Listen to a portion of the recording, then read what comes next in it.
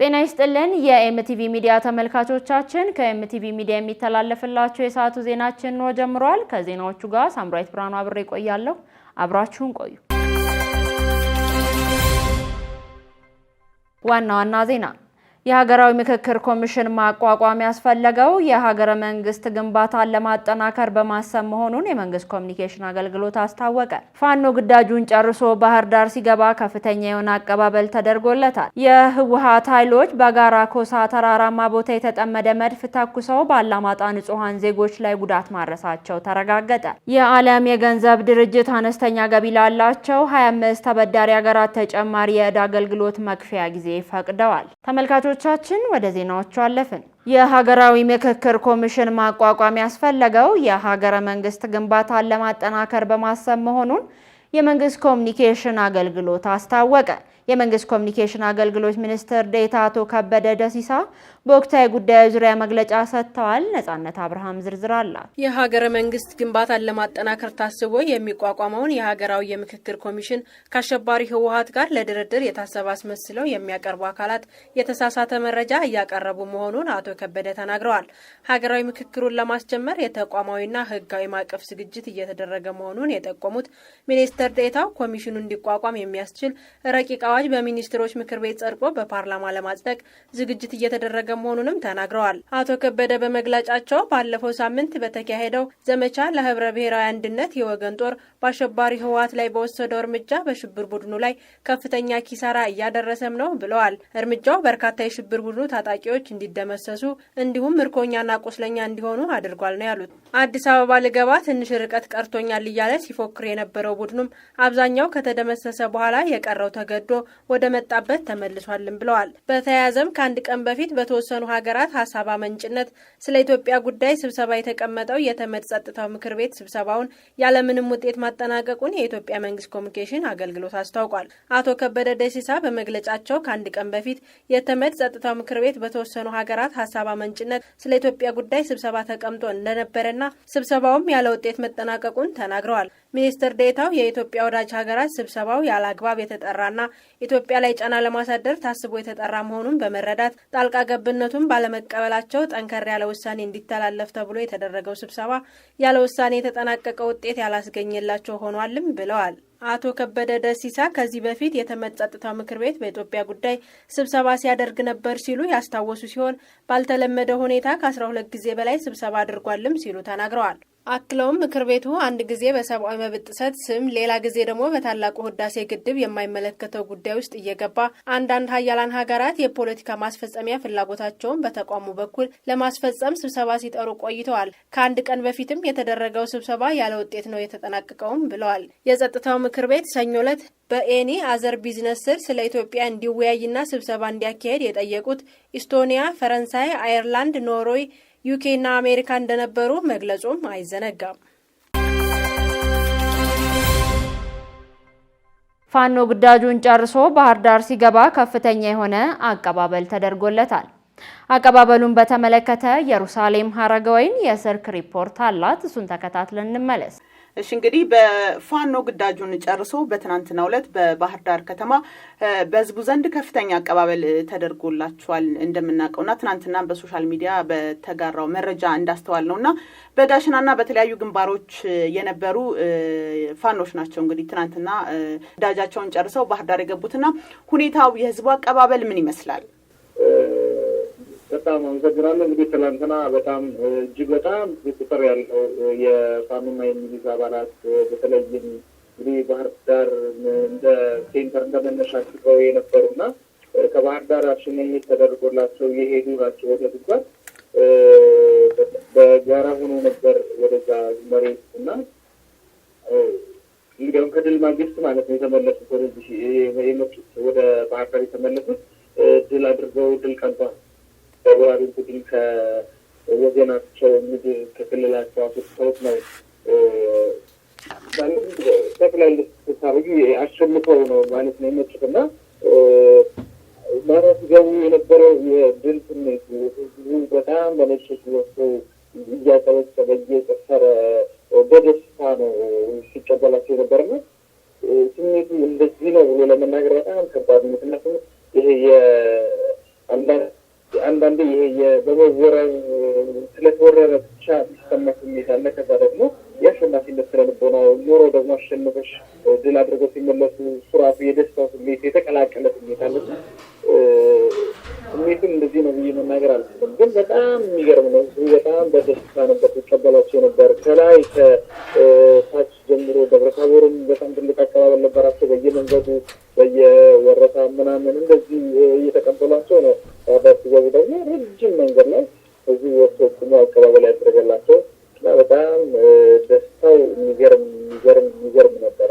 እንግዲህ የፋኖን ጀብድና ጀግንነት ስናስታውስና ስናውሳ የጋሸናን ግንባር ፈጽሞ ልንረሳው አንችልም። በሌሎች ግንባርም በርካታ ድሎች ቢያስመዘግቡ በጋሸና ግንባር የነበረው ሁኔታ ምን ይመስላል? ጀብዱና ጀግንነቱ በተለይም ደግሞ የፋኖ በርካታ ቦታዎችን አንተ መገኘት ችለሃል። በዛ ቦታ ምንድነው እንግዲህ በጣም አንድ የማይመቸኝ ነገር እኔ ላንሳቱ ላይ መከላከያው፣ ልዩ ኃይሉ፣ ሚሊሻውም፣ ልዩ ኮማንዶም፣ አየር ኃይሉም በኢትዮጵያን ለማዳን በኢትዮጵያዊነቱ ስለማይደራደር ትልቅ ዋጋ ከፍለው ታሪክ የማይረሳው ትልቅ ጀብዱ ሰርተዋል። ኢትዮጵያዊነታችን ከፍ አድርገዋል። ድል አድራጊዎችም ጀግኖችም ናቸው እና እነሱን ለማድነቅ ሲባል ግን ፋኖን ዝም ማለት ወይም ደግሞ ፋኖን በሌላ እይታ መመልከት ይሄ የተሳሳተ የተንሸዋረረ ሀሳብ ነው ብዬ አስባለሁ። መንግስትም ያስበው፣ ግለሰብም ያስበው፣ ማንም ያስበው ይሄ ልክ ያልሆነ ሀሳብ ነው። በዚህ የህልውና ዘመቻ ጦርነት ላይ ፋኖ የሰራው እንግዲህ ያክል ምናልባት በጣም ጥቂቶች ካልሆኑ እንደ ሰው አልሰራውም ብዬ አስባለሁ እና የሰሩት ጀብድ የሚገርም ነው። እንደዚህ ብለሽ በቃላት የምትገልጽ ብቻ አይደለም። ከማንም በፊት ገብተው ምሽግ ላይ ያደርጉ ነበረ። ስለዚህ የእነሱን ጀብድና ጀግንነት እንደዚህ ዝም ብለን ቀላሉ የምናነሳው ሳይሆን የሚመዘገብ የወደፊት ምናልባት ኢትዮጵያ ችግር ቢገጥማት እንኳን መከታ የሚሆኗት ጀግኖች ናቸው እና የፋኖ ጀብድ በአንድ ቀን በሁለት ቀን ምናምን የምትናገሩ አይደለም። ማንም ያልሰራውን ስራ የሰሩበት ብዙ ግንባር አለ እና ስለዚህ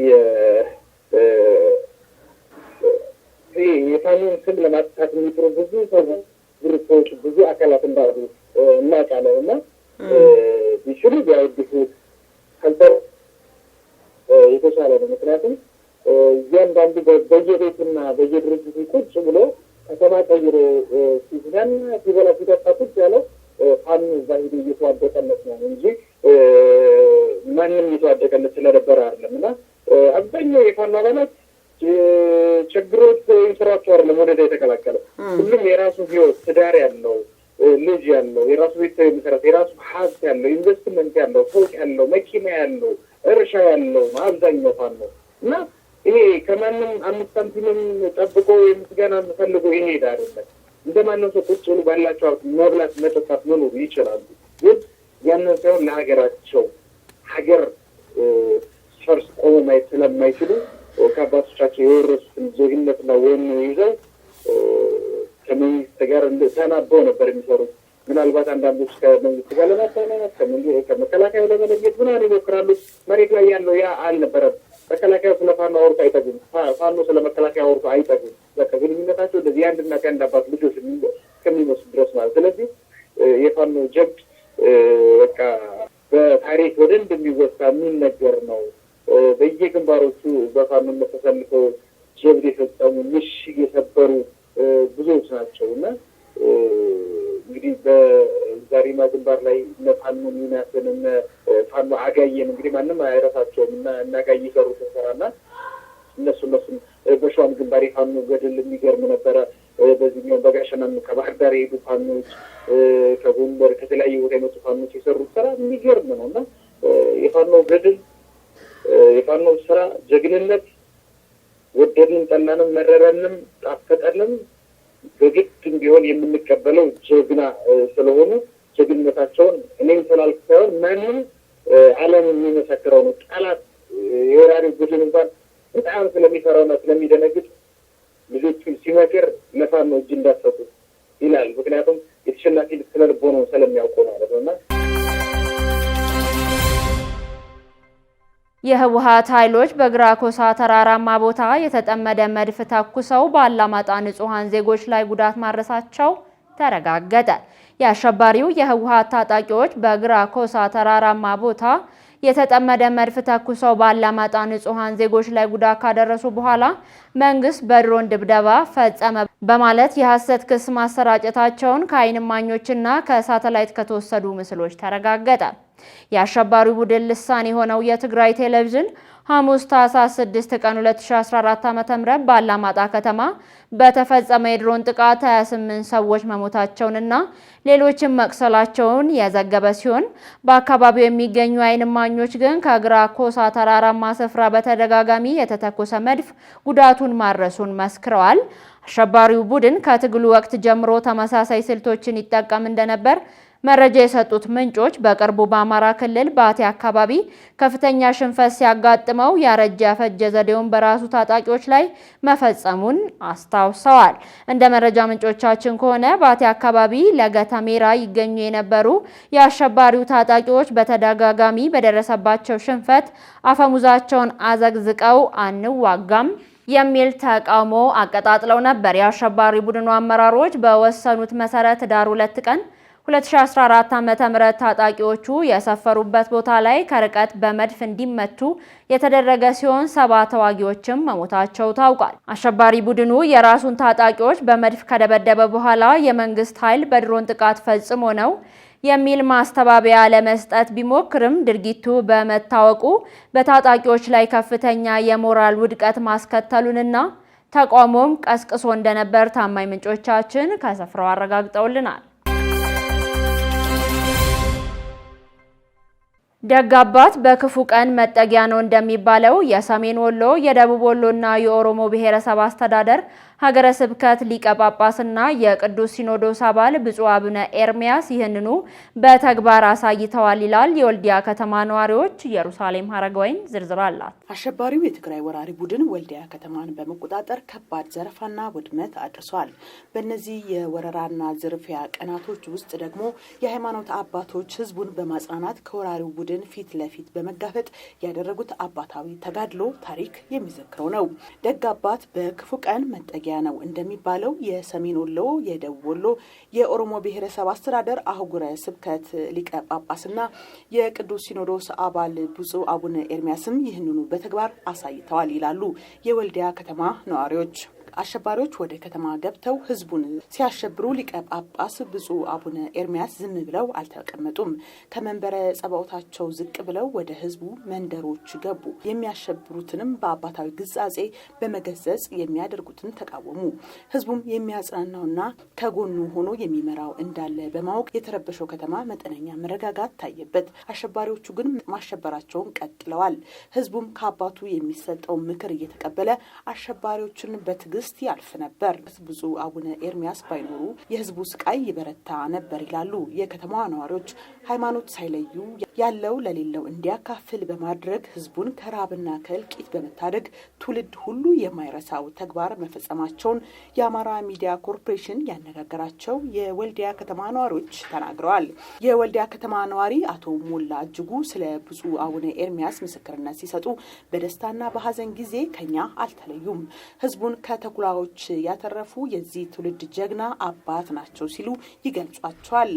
ሌላኛው የወልዲያ ከተማ ነዋሪ ወይዘሮ ሜላት ደምሴ ሊቀ ጳጳስ ብፁዕ አቡነ ኤርሚያስ በክፉ ቀን ከጎናችን ሆነው ከሞት ከስደት ከረሃብ ታድገውናል እና ትውልድ ሁሉ ሲያመሰግኖት ይኖራል ብሏቸዋል። እሳቸው ባይኖሩ የብዙ ሰዎች ህይወት ያልፍ እንደነበርም ነው የተናገሩት። ይህንን መልካም ስራ ለሰሩት ሊቀ ጳጳስ ብፁዕ አቡነ ኤርሚያስ ረጅም እድሜና ጤና ተመኝተውላቸዋል። የሰሜን ወሎ፣ የደቡብ ወሎ፣ የኦሮሞ ብሔረሰብ አስተዳደር አህጉረ ስብከት ሊቀ ጳጳስና የቅዱስ ሲኖዶስ አባል ብፁዕ አቡነ ኤርሚያስ ከአማራ ሚዲያ ኮርፖሬሽን ጋር በነበራቸው ቆይታ እንዳሉት በባለፉት 5 ወራት ውስጥ ብዙ አሳዛኝ ክስተቶችን መመልከታቸውን ገልጸዋል። በተለይም ወልዲያ ከተማ በሽብር ቡድኑ በተያዘችበት ወቅት ህዝቡ ምግብ፣ መድኃኒት፣ መብራት፣ ከሰል፣ እንጨትና የመሳሰሉትን በማጣት ያሳለፈው የችግር ቀን ከህሊናቸው የማይጠፋ መሆኑን ተናግረዋል። በአንድ ጊዜ ሁሉም ነገር የተቋረጠበት ህዝብ ማየት እንደ ሃይማኖት አባት ከባድ ነው ያሉት ብፁዕ አቡነ ኤርሚያስ በነበረው ችግር ኢትዮጵያ ብዙ ዋጋ የከፈሉ አባቶችና እናቶች ሲራቡ አይተዋል። በምግብ እጦት ሲያለቅሱ የነበሩ ህጻናትን ተመልክቷል። በሕክምና እጦት ህይወታቸው ያለፉ እናቶችን ቀብረዋል። እጅግም አዝነዋል። ከቤታቸው የወለዱ እናቶችም መውለድስ በሰላም ወልጃለሁ፣ ከቤት ግን ምንም የሚቀመስ የእህል ዘር የለም፣ የሚቻለውን ሁሉ ያድርጉልን የሚል ደብዳቤም ከወላድ እናቶች ደርሷቸዋል።